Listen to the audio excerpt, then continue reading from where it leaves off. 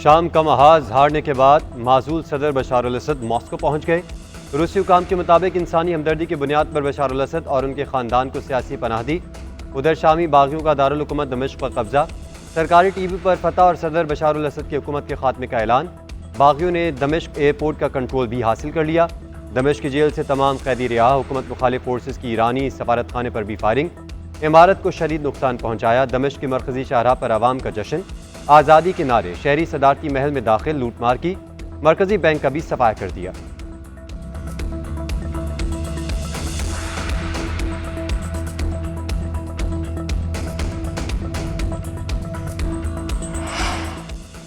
शाम के वज़ीर आज़म का हुकूमत मुखालिफ ग्रुप के साथ हर मुमकिन ताउन का ऐलान। गाजी अल जलाली कहते हैं कि दमिश्क में अपने घर पर मौजूद हूँ, कहीं जाने का इरादा नहीं।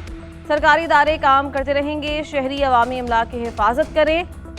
दरख्वास्त है कि मुल्क के बारे में सोचें। हुकूमत मुखालिफ ग्रुप के सरबराह अल जलाली का कहना है कि दमिश्क आज़ाद और शाम का नया जन्म हुआ है, किसी से बदला नहीं लिया जाएगा। सरकारी टीवी पर आवाम से पुरअमन रहने की अपील की। इक़्तिदार की मुंतकली तक वज़ीर आज़म मुहदे पर बरकरार रहेंगे, मिलकर तामीर नौ करेंगे।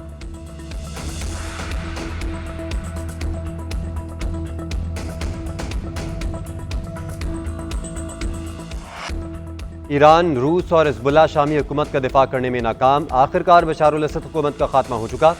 अमरीकी सदर जो बाइडन का रद्दअमल। कहा, अमरीका शाम में शराकतदारों और स्टेक होल्डर से मिलकर काम करेगा। बरतानवी वज़ीर आज़म केयर स्टार्मर का बशार अल असद की हुकूमत के खात्मे का खैर मकदम। कहा, फरीकैन शाम के मसले को सियासी तरीके से हल करें।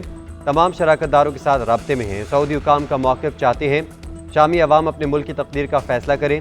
ईरान, कतर और तुर्किया का रद्दअमल। शाम में अफवाज को कोई ख़तरा नहीं। ए बेसिस हाई अलर्ट हैं। शुरका की सलामती काउंसिल का इजलास बुलाने की दरख्वास्त।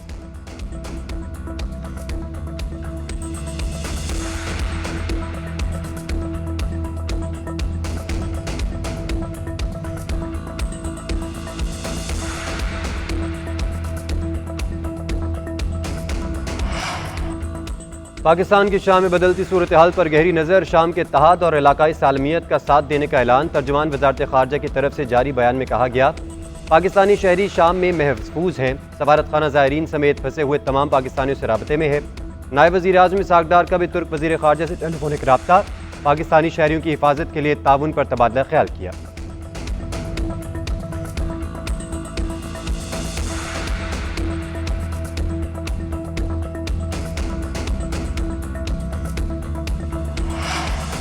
मुल्क के बेशतर इलाकों में सर्दी की शिद्दत बढ़ गई। कराची में दर्जा हरारत 10 डिग्री तक आ गया। लाहौर में कम से कम 8, इस्लामाबाद में 3 रिकॉर्ड किया गया। पेशावर में 6, कोयटा में -2 तक गिर गया। कलात में पारा -7 डिग्री। मरी में मौसम सरमा की पहली बर्फबारी। सर्दी में इजाफा। संडियानी, नथिया गली, गलियात में हल्की बर्फबारी। आज़ाद कश्मीर के बालाई इलाकों और वादी नीलम में भी बर्फबारी। बाग शहर और गिरदनवाह में हल्की बारिश हुई। महकमा मौसमियात ने सर्दी की हालिया लहर 14 दिसंबर तक जारी रहने की पेशगोई कर दी।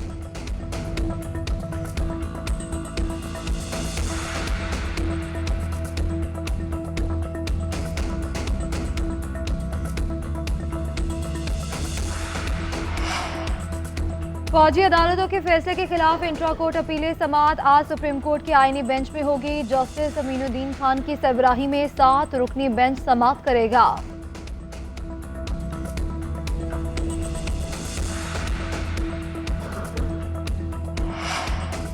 मदारस बिल पर मौलाना फजल रहमान के तहफ़्फ़ुज़ात बरकरार। पेशावर में इसराइल मुर्दाबाद कॉन्फ्रेंस से खिताब करते हुए बोले, इस्लामाबाद की तरफ मार्च की कॉल देनी पड़ी तो देंगे। इत्तेहादी मदारस से मिलकर 16 या 17 दिसंबर को मुत्तफ़िक़ा अलअमल देंगे। इस्लामाबाद की तरफ निकले तो आप रोक नहीं सकोगे। दोनों ऐवानों ने बिल मंजूर किया। सदर ने तमाम बिलों पर दस्तखत किए। इस पर क्यों नहीं? ये बदनीयती और धोखा है या नहीं? उधर मुस्लिम लीग नून के सदर नवाज शरीफ की शहबाज शरीफ को मौलाना के तहफ़्फ़ुज़ात दूर करने की हिदायत। सदर मुमलिकत ने भी आज वज़ीर आज़म की एडवाइस पर कौमी असम्बली का इजलास बुला लिया। मदारस से मुतल्लिक़ कानून साजी का मामला ज़ेर गौर आने का इम्कान।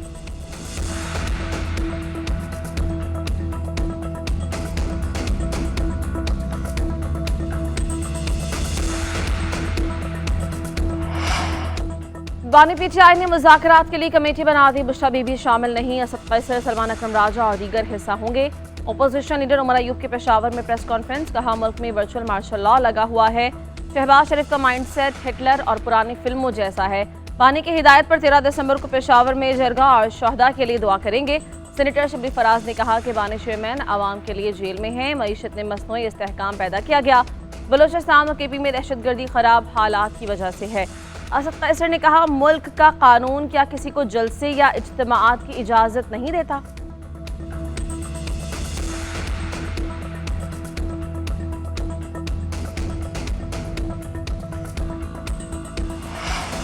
विफाक के दरियाई सिंध से कैनाल निकालने के खदशात पीपल्स पार्टी की क़यादत के तहफ़्फ़ुज़ात। पीपल्स पार्टी कमेटी आज हुकूमती कमेटी से मिलेगी।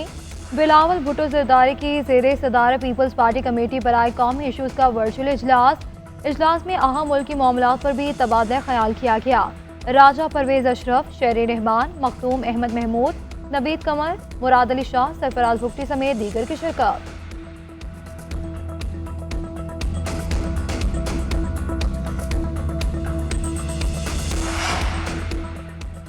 बदअनवानी से अवामी एतमाद मजरू होता है, समाजी और इक़्तिसादी तरक्की भी मुतासिर होती है। सदर मुमलिकत का इंसदाद करप्शन के आलमी दिन पर पैगाम। कहा, बदअनवानी के खात्मे के लिए सख्त इक़दामात का इरादा करते हैं। वज़ीर आज़म शहबाज शरीफ का कहना है, आज का दिन बदअनवानी का मुकाबला करने की आलमी कोशिशों की यकीन दहानी है।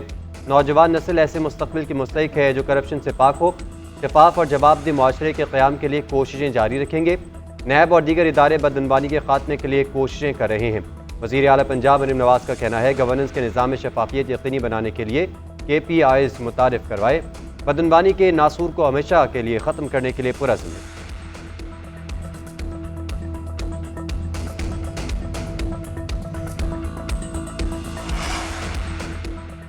चैंपियंस ट्रॉफी का आउंड किस करवर बैठेगा, ताहाल कोई फैसला ना हो सका। पाकिस्तान क्रिकेट बोर्ड अपने फार्मूले पर कायम। PCB का ICC हुकाम से रब्ता, हुकूमती मौक़िफ़ से आगाह किया। ज़रा के मुताबिक इंटरनेशनल क्रिकेट काउंसिल पाकिस्तानी हुकूमत के मौक़िफ़ की रोशनी में फैसला करेगा। इससे कबल चेयरमैन PCB वज़ीर आज़म से भी मिले। इवेंट से मुतालिक पेशरफ से आगाह किया। दो टोक मौके पर वज़ीर आज़म का चेयरमैन PCB को खराज तहसीन।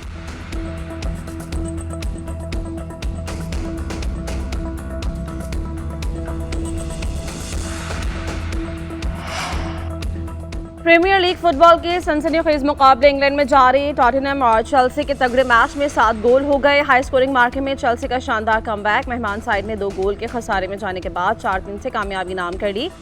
कोल पाल्मर ने 2 बार गेंद को जाल में पहुंचाया। फातिह टीम टेबल पर दूसरी पोजीशन पर भी बराजमान। लेस्टर सिटी का अपने होम पर ब्राइटन से मैच बेनतीजा खत्म रहा। मेजबान साइड ने 2 गोल के खसारे में जाने के बाद कमबैक किया। मेजबान टीम ने आखिरी 11 मिनटों में 2 गोल करके मैच 2-2 से बराबर कर लिया।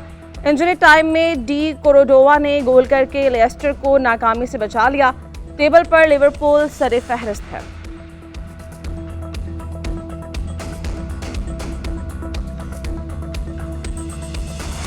और सुरुख सुल्तान राहत फ़तेह अली खान को सालगिरह मुबारक।